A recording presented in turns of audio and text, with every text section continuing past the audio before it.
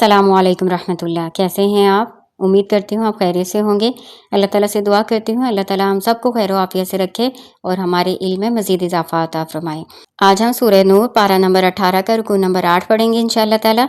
शुरू करती हूँ अल्लाह के नाम से। अऊज़ु बिल्लाहि समील अलीम मिनश शैतानिर रजीम। बिस्मिल्लाहिर रहमानिर रहीम।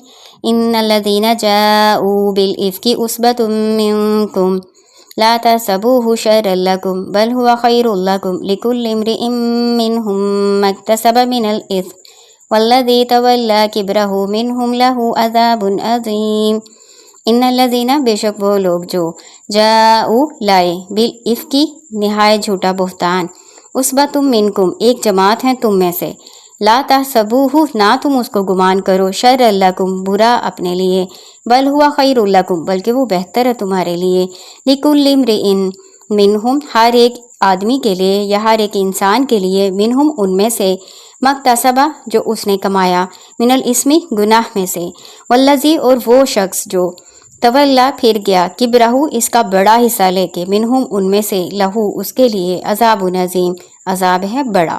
इफ्कुन के मानी है किसी चीज़ को उल्टा देना। इस वाक़ये में भी चूँकि मुनाफिकीन ने मामले को उल्टा दिया था, यानी हज़रत आयशा रज़ी अल्लाह ताला अन्हा तो सना तारीफ़ की मुस्तहिक थी, आली नसब और इफ़्फ़त किरदार की मालिक थी, ना कि कज़फ़ की।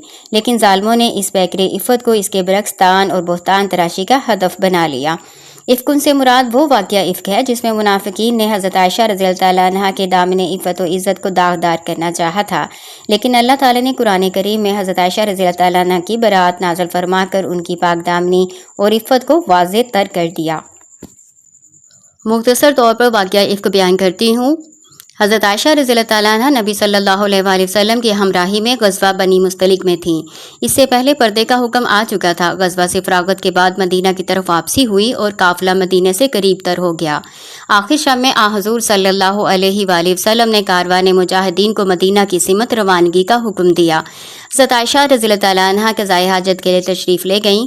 वापसी पर देखा तो उनके गले का हार गुम था। वो उसे तलाश करने के लिए वापस गईं। इसी अरसे में काफ़िला रवाना हो चुका था। हज़रत आयशा रज़ी अल्लाह ताला के होदज को ऊँट पर रख दिया गया था और सवार करने वाले ये समझ रहे थे कि हज़रत आयशा रज़ी अल्लाह ताला इसके अंदर ही हैं। ये ज़माना गुर्बत और नदारी का था। सैर शिकम होकर किसी को खाना मुयस्सर नहीं आता था। इसके अलावा हज़रत आयशा रज़ी अल्लाह ताला दुबली पतली सी थी, अभी नौजवान थी, बहुत नौजवान थी, दुबली पतली सी थी, इसलिए किसी को पता भी नहीं चला। जब हज़रत आयशा रज़ी अल्लाह ताला आई तो उन्होंने देखा कि काफ़िला जा चुका है, तो वो ये सोचकर अपनी जगह ही बैठ गईं कि जब मुझे होदज में ना पाएंगे तो तलाश करते हुए यहीं आएंगे, और बैठे बैठे उनकी आंख लग गई। सफ़वान बिन मुअत्तल रज़ी अल्लाह ताला अन्हु जो काफ़िला की रवानगी के बाद इस ख्याल से पीछे रह जाते थे कि अगर किसी की कोई चीज़ छूट गई हो तो वो उसे ले आए। उन्होंने जो एक इंसान को सोते हुए देखा, और क्योंकि हज़रत आयशा रज़ी अल्लाह ताला अन्हा को उन्होंने पर्दा के हुक्म से पहले देख लिया था, इसलिए पहचान गए और पहचान कर बाआवाज़ बुलंद इन्ना लिल्लाहि व इन्ना इलैहि राजिऊन पढ़ा, जिससे हज़रत आयशा रज़ी अल्लाह ताला अन्हा बेदार हो गईं। वो खुद बयान करती हैं कि मैंने फ़ौरन चादर ओढ़ ली और बाहलफ कहती हैं कि ना मैं इनसे बोली और ना वो मुझसे बोले। सफ़वान रज़ी अल्लाह ताला अन्हु ने अपना ऊँट बिठा दिया। हज़रत आयशा रज़ी अल्लाह ताला अन्हा उस पर सवार हो गईं और दिन चढ़े मुजाहिदीन और हुज़ूर सल्लल्लाहु अलैहि वसल्लम तक पहुँच गई। बस इतनी सी बात थी जिसे दास्तान बना लिया गया और लोगों ने लग़वियात कह सुनकर अपनी आक़िबत खूब बर्बाद की। सबसे ज़्यादा मुफ़्सदाना किरदार इसमें इब्ने अबी सलूल का था।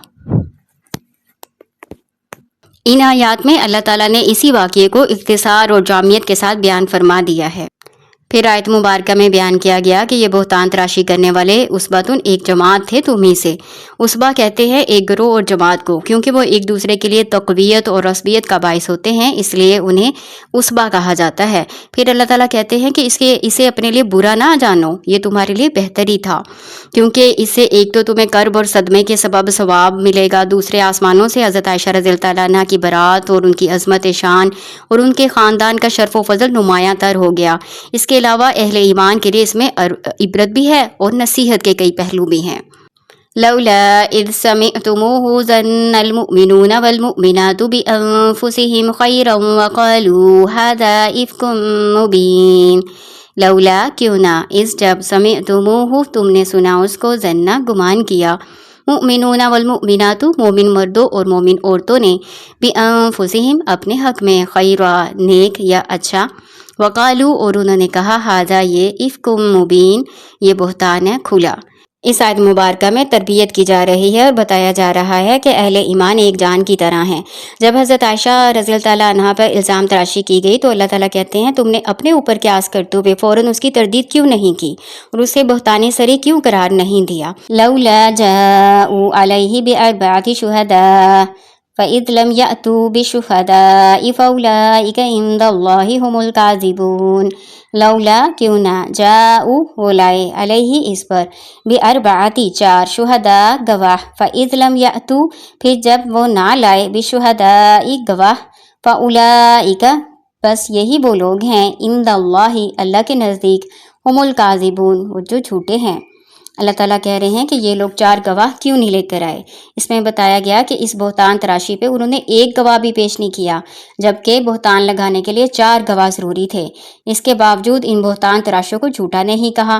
یہی وجہ ہے کہ ان آیات کے نزول کے بعد حضرت حسان، حضرت مستہ اور حمنہ بنت جہش رضی اللہ تعالیٰ عنہم کو حد قذف لگائی گئی۔ وَلَوْلَا فَضْلُ اللَّهِ عَلَيْكُمْ وَرَحْمَتُهُ فِي الدُّنْيَا وَالْآخِرَةِ لَمَسَّكُمْ فِي مَا أَفَضْتُمْ فِيهِ عَذَابٌ عَظِيمٌ۔ ولولا اور اگر نہ فضل اللہ فضل ہوتا اللہ کا علیکم تم پر ورحمتہ اور اس کی رحمت فی دنیا دنیا میں والآخرتی اور آخرت میں لمسکم تو ضرور تم کو چھوتا فیما اس کی وجہ سے وہ جو افض تم مشغول ہوئے فی ہی اس میں عذاب عظیم عذاب بڑا۔ اللہ تعالیٰ کہہ رہے ہیں کہ اگر اللہ تعالیٰ کا فضل و کرم نہ ہوتا دنیا میں اور آخرت میں تو یقیناً جس بات کے تم نے چرچے شروع کر رکھے تھے، جس بات کو تم نے مشہور کر دیا تھا، اس کی وجہ سے تمہیں سخت عذاب ہوتا۔ اذ تلقونه بألسنتكم وتقولون بأفواهكم ما ليس لكم به علم وتحسبونه هينا وهو عند الله عظيم۔ اس جب تلقونه تم اس کو لیتے تھے بألسنتکم اپنی زبانوں کے ساتھ، وتقولون اور تم کہتے تھے بأفواہکم اپنے منہوں کے ساتھ، ما لیس لکم جس کا نہیں تمہیں بہ ساتھ اس کے علم کوئی علم، وتحسبونہ اور تم اس کو گمان کرتے تھے ہینا بہت ہلکا، وہو عند اللہ عظیم اور وہ اللہ کے نزدیک بہت بڑی بات تھی۔ اللہ تعالیٰ کہہ رہے ہیں کہ جب تم اپنی زبانوں سے نقل در نقل یہ بات آگے پہنچاتے تھے اور اپنے منہ سے وہ بات نکالنے لگے تھے جس کی تمہیں خود بھی خبر نہیں تھی اور تم اسے بہت ہلکی بات سمجھ رہے تھے، لیکن اللہ تعالیٰ کے نزدیک وہ بہت بڑی بات تھی۔ اللہ تعالیٰ کہہ رہے ہیں کہ جب تم اپنے منہ سے وہ بات نکالنے لگے تھے جس کی تم کو بھی خبر نہیں تھی، اور یہ بات جس کو تم نہایت ہلکا سمجھ رہے تھے اللہ تعالیٰ کے نزدیک یہ بہت بڑی بات تھی، کیونکہ یہ معاملہ براہ راست رسول اللہ صلی اللہ علیہ وآلہ وسلم کی عزت و آبرو کا تھا، لیکن تم نے اسے قرار واقعی اہمیت نہیں دی اور اسے اتنا ہلکا سمجھا۔ اس سے یہ سمجھانا بھی مقصود ہے کہ محض آبرو ریزی ہی بڑا جرم نہیں ہے جس کی حد 100 کوڑے یا رجم ہے، بلکہ کسی کی عزت آبرو پر اس طرح حملہ کرنا اور کسی خاندان کی تذلیل و اہانت کا سر و سامان کرنا بھی اللہ کے نزدیک بہت بڑا گناہ ہے، اسے ہلکا ہرگز نہ سمجھو۔ اسی لیے آگے پھر مزید تاکید کرتے ہوئے کہا کہ تم نے یہ سنتے کیوں، جب یہ بات سنی تھی اس وقت ایسی بات منہ سے نکالنا بھی لائق نہیں تھی، تمہیں یہ کہنا چاہیے تھا کہ یہ یقیناً بہت بڑا بہتان ہے۔ اسی لیے امام مالک فرماتے ہیں کہ جو نام نہاد مسلمان حضرت عائشہ رضی اللہ تعالیٰ عنہ پر بے حیائی کا الزام عائد کرے وہ کافر ہے، کیونکہ وہ اللہ اور قرآن کی تکذیب کرتا ہے۔ وَلَوْلَا إِذْ سَمِعْتُمُوهُ قُلْتُمْ مَا يَكُونُ لَنَا أَن نَّتَكَلَّمَ بِهَٰذَا سُبْحَانَكَ هَٰذَا بُهْتَانٌ عَظِيمٌ۔ ولولا اور کیوں نہ اس جب سمعتموہ تم نے سنا اس کو، قل تم کہا تم نے، ما یکون لنا نہیں لائق ہمارے، ان نتکلم کہ ہم بات کریں، بہذا ساتھ اس کے، سبحانک پاک ہے اللہ، ہاذا یہ بہتان عظیم بہتان ہے بڑا۔ یہ بات اللہ تعالیٰ پہلے بھی بیان کر چکے ہیں، اب مزید تاکید کے لیے بیان کیا جا رہا ہے کہ جب تم نے اس طرح کی بات سنی تھی نبی صلی اللہ علیہ وسلم کے گھرانے کے بارے میں تو تمہیں یہ کہنا چاہیے تھا کہ اللہ تعالیٰ پاک ہے، یہ تو بہتان ہے۔ یعظکم اللہ ان تعودوا لمثلہ ابدا ان کنتم مؤمنین۔ یعظکم اللہ نصیحت کرتا ہے تم کو اللہ، ان تعودوا کہ تم لوٹو، لمثلہ اس طرح سے ابدا کبھی بھی، ان کنتم مؤمنین اگر تم مومن ہو۔ اللہ تعالیٰ کہہ رہے ہیں کہ میں تمہیں نصیحت کر رہا ہوں کہ پھر کبھی ایسا کام نہ کرنا اگر سچے مومن ہو تو، یعنی آئندہ اگر کبھی ایسی صورتحال بن جاتی ہے تو اس طرح نہ کرنا کہ اس کو مشہور کر دینا بغیر سوچے سمجھے۔ وَيُبَيِّنُ اللَّهُ لَكُمُ الْآيَاتِ وَاللَّهُ عَلِيمٌ حَكِيمٌ۔ وَيُبَيِّنُ اور بیان کرتا ہے اللہ اللہ لکم تمہارے لیے آیات واللہ اور اللہ علیم حکیم بہت علم والا بہت حکمت والا ہے۔ یعنی اللہ تعالیٰ کہہ رہے ہیں میں تمہیں کھول کر اپنی آیات تفصیل کے ساتھ بیان کر رہا ہوں۔ ان الذین یحبون ان تشیء الفاحشۃ فی الذین آمنوا لهم عذاب علیم فی الدنیا والآخرہ واللہ یعلم وانتم لا تعلمون۔ ان الذین بے شک وہ لوگ جو یحبون وہ پسند کرتے ہیں ان تشیء کہ پھیلیں فاحشۃ بے حیائی فی الذین ان لوگوں کے بارے میں آمنو جو ایمان لائے ہیں لہم ان کے لیے عذاب علیم عذاب ہے درد دینے والا فی الدنیا والآخرہ دنیا اور آخرت میں واللہ یعلم اور اللہ جانتا ہے وانتم لا تعلمون اور تم نہیں جانتے۔ اللہ تعالیٰ کہتے ہیں جو لوگ مسلمانوں میں بے حیائی پھیلانے کے آرزومند رہتے ہیں ان کے لیے دنیا اور آخرت میں دردناک عذاب ہے۔ الفاحشۃ کے معنی ہے بے حیائی، انتہائی برے کام کو فاحشہ کہتے ہیں۔ زنا کے لیے بھی یہ لفظ استعمال ہوتا ہے اور جھوٹی خبر کی اشاعت کو بھی اللہ تعالیٰ نے بے حیائی سے تعبیر فرمایا ہے۔ جو لوگ ایمان والوں میں بے حیائی اور بدکاری کا تذکرہ پھیلانے چاہتے ہیں اور پاک دامن مسلمانوں پر تہمت تراش کر مجلسوں میں ان کا چرچا کرتے ہیں، اس چرچا کرنے کی وجہ سے سننے والوں میں زنا سے نفرت ختم ہو جاتی ہے، برائی پھیلتی ہے، اس کا ذکر کرنے والے خاموشی سے سنتے ہیں بلکہ حوصلہ افزائی کرتے ہیں، تو ان کے لیے اللہ تعالیٰ کہتے ہیں کہ دنیا میں عذاب علیم ہے۔ دنیا میں سزا ان کے لیے کہ تہمت لگانے والوں کو پھر کوڑے پڑتے ہیں اور وہ فاسق ٹھہرتے ہیں اور ان کا جو فسق ہے اور نفاق ہے لوگوں کے سامنے بے نقاب ہو جاتا ہے، معاشرے میں ان کا اعتبار نہیں رہتا، اور آخرت کے المناک عذاب کی تو کوئی حد ہی نہیں ہے۔ لیکن آج معاملہ ہم دیکھتے ہیں تو اس کے برعکس ہے۔